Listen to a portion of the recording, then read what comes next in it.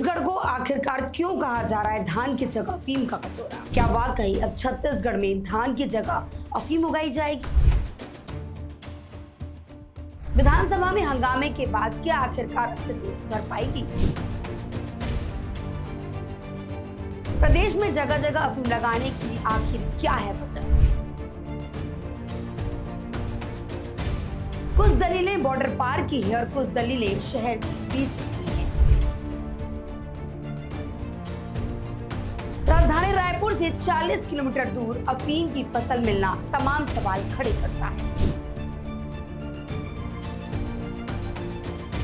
लेकिन झारखंड का बॉर्डर बलरामपुर, वहां करोड़ों रुपए की फसल मिलना भी सवाल खड़े करता है।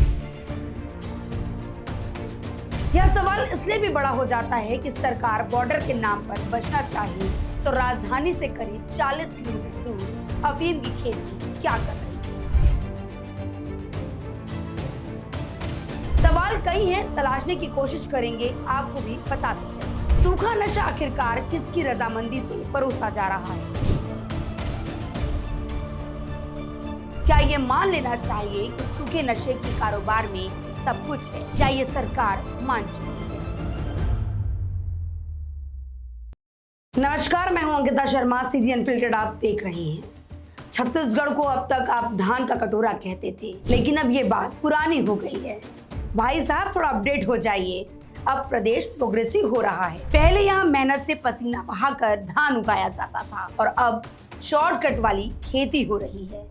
अब यहाँ के खेतों में अनाज नहीं, मोक्ष उगाया जा रहा है। जी हाँ, और ये मोक्ष है अफीम। दुर्ग के समोदा से लेकर बलरामपुर के जंगलों तक छत्तीसगढ़ की मिट्टी में अब नशे की कड़वाहट खोली जा रही है। और कमाल देखिए, इस स्टार्टअप के डायरेक्टर कोई ऐरे गहरे नत्थु खैरे नहीं, बल्कि सत्ता की चाशनी में डूबे रसूखदार नाम है। आज बात होगी उस बेशर्मी की जिसकी कोई हद तक नहीं होती। आइए सबसे पहले आपको बताते हैं कि दुर्ग के उस होनहार किसान की जिसका नाम है विनायक ताम्रकार।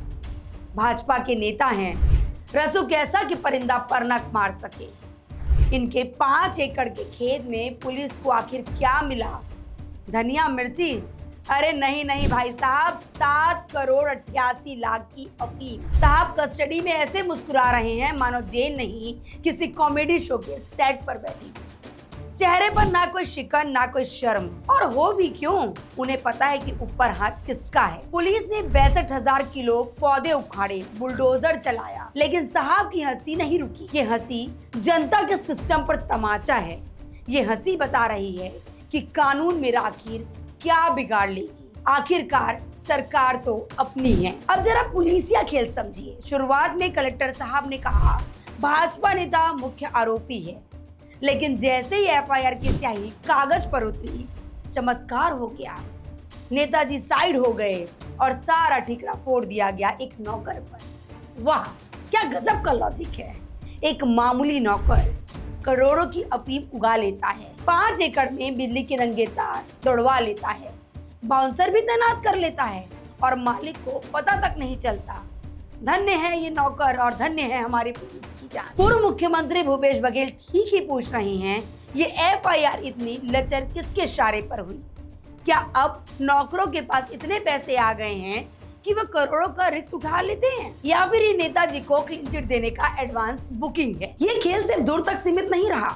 10 मार्च को बलरामपुर के कुसमी और त्रिपुरी के सरनाटोली गाँव के खेत में 5 एकड़ एरिया में भी अफीम लहराती मिली। क्या गजब सुंदर लग रहा था। वहां तो डोडो में चीरा भी लगा था, मतलब माल सप्लाई के लिए तैयार था। दुर्ग और बलरामपुर के बीच सैकड़ों किलोमीटर का फासला है। एक तरफ मैदान है, दूसरी तरफ जंगल। ये मजब इत्तेफाक नहीं है बॉस, ये एक डिजाइनर प्लान है। क्या छत्तीसगढ़ अब नशे के सौदागरों का सेफ हेवन बन चुका है?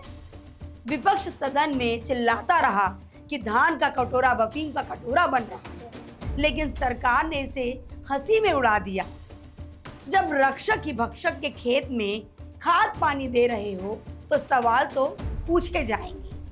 अब मामला बढ़ा तो बलि का बकरा किसे बनाया गया? एक कृषि विस्तार अधिकारी और पटवारी को। मैडम सस्पेंड हो गई, क्योंकि उन्होंने मक्का की जगह धान की एंट्री कर दी थी और वहां उग रही थी अफीम। सिस्टम की आंखों पर पट्टी देखिए, नीचे के कर्मचारी सस्पेंड हो रहे हैं, लेकिन जो इस पूरे सिंडिकेट का आका है वो सत्ता की छाव में ठंडी हवा खा रहा है। भाई साहब, गर्मी भी आ चुकी है। बीजेपी कहती है ये कांग्रेस के पाप है, कांग्रेस कहती है बीजेपी का स्टार्टअप है, और अब इस तू मैमे में असली सवाल दब गया है कि छत्तीसगढ़ की जवानी को नशे की गर्त में धकेलने की हिम्मत आखिरकार किसकी हुई है। क्या वाकई विष्णुदेव की सरकार में किसानों की आय 100 गुना करने का यही फॉर्मूला निकाला गया है? सवाल ये भी है, क्या नशे की इस खेती में प्रदेश के किसी बड़े मंत्री, विधायक या सांसद का पूरा हाथ है? यह भी हो सकता है प्रदेश में किसी बड़े नेता का हाथ हो। जनता पूछ रही है, क्या यह विष्णु का सुशासन है या सरकार के शेप पर चलता हुआ नशे का व्यापार? अगर सरकार की संलिप्तता नहीं है तो अब उन तक आकाओं के नाम सामने क्यों नहीं आए जो सिंडिकेट की डोरे थामे हुए हैं? याद रखिएगा, सिर्फ बुलडोजर चलाना न्याय नहीं होता है। असली न्याय तब होगा जब सत्ता की कुर्सी पर बैठकर इस धंधे के स्क्रिप्ट लिखने वाले को बेनकाब किया जाएगा। दोस्तों, खेत से अफीम तो उखड़ गई, बुलडोजर ने दुकानों को भी गिरा दिया, लेकिन क्या अब वो सोच गिर पाई है? क्या वो संरक्षण खत्म हो पाया है जिसने एक नेता को इतना निडर बना दिया है कि वो सरेआम मौत की खेती करने लगा था? अगर आज हम चुप रहे तो कल बस्तर के जंगलों से लेकर सरगुजा की वादियों तक सिर्फ यही काला साम्राज्य दिखेगा। पुलिस कस्टडी में विनायक तम्रकार की हंसी दरअसल हमारी लाचारी की हंसी है। अब फैसला आपको करना है कि आपको अपने बच्चों के हाथ में धान की बाली चाहिए या अफीम का डोडा। अपनी राय हमें कमेंट बॉक्स में जरूर लिखिएगा। इस वीडियो को इतना शेयर करिए कि वो हंसी गायब हो जाए और कानून का डर वापस आ जाए।